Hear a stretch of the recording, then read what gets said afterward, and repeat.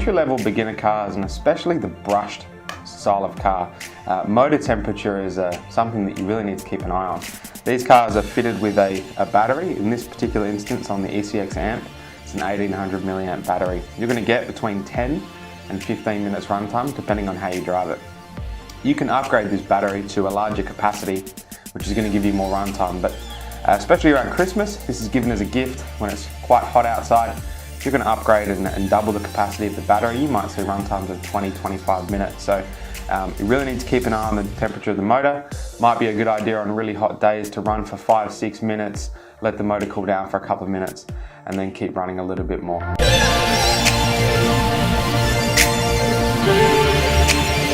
Maintenance is a super important part of running and owning an RC car.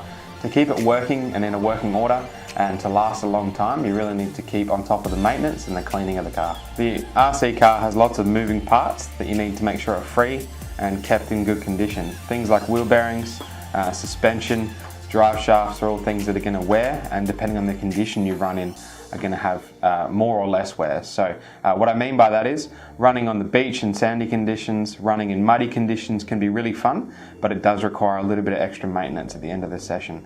For that maintenance, the main important aspect is keeping the car clean. So compressed air is probably the best option. If you don't have access to an air compressor, I'd recommend like a toothbrush or a paintbrush to knock off dirt. Keep the suspension components free from clogged up mud, the drive shafts, the bearings, and then once you've done that, something like WD-40 or RP7, which is like a water dispersant and a lubricant, would be fantastic to spray into the bearings, into the hinge points, and then wipe off with a rag just so everything's nice and free and lubricated. This means that when you next go and drive your car, it's not going to be rusted up, no bearings are going to be seized, and you're going to be able to enjoy it, and it's going to last a lot longer.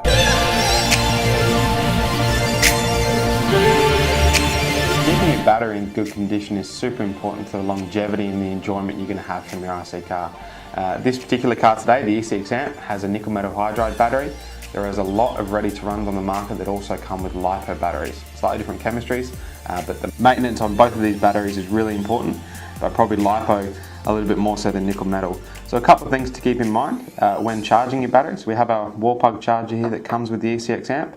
Make sure you never do battery charging unattended, and ideally you would do battery charging on a non-flammable surface like a concrete floor of a shed or a metal workbench, somewhere like that, and make sure you always have an eye on it. Occasionally check the temperature with the back of your hand. The battery should not get super hot, and this way if something is to go wrong, you're watching it and keeping an eye on it during its charge cycle. Also, when you are about to run your car, you need to plug these two leads in. That's connecting the battery to the speed controller, and then we need to turn the speed controller on. When you're finished running, most people will switch off the speed controller, switch off the controller, and put the car away. With these leads still plugged in, we're still drawing some current from the battery, even though it's off. So this is a big no-no. When you are finished, make sure you unplug the battery lead. Have that obviously turned off before you do so. Unplug the battery lead and never leave the car stored with this plugged in. This is especially important with LiPo batteries. What this will do is the battery's already run flat from our bashing session, and then we're going to leave it plugged in. It's going to continue to draw current out of the battery. For a LiPo, that can actually damage the battery significantly. So you want to make sure when you are finished running, turn your speed controller off, unplug your battery leads, and ideally let the battery cool down and go and chuck it on charge for a little bit, just so it's not left flat. And especially for LiPo batteries, it's important to put a bit of charge back into them once they've cooled down, and they're going to be ready to rock and roll for your next run.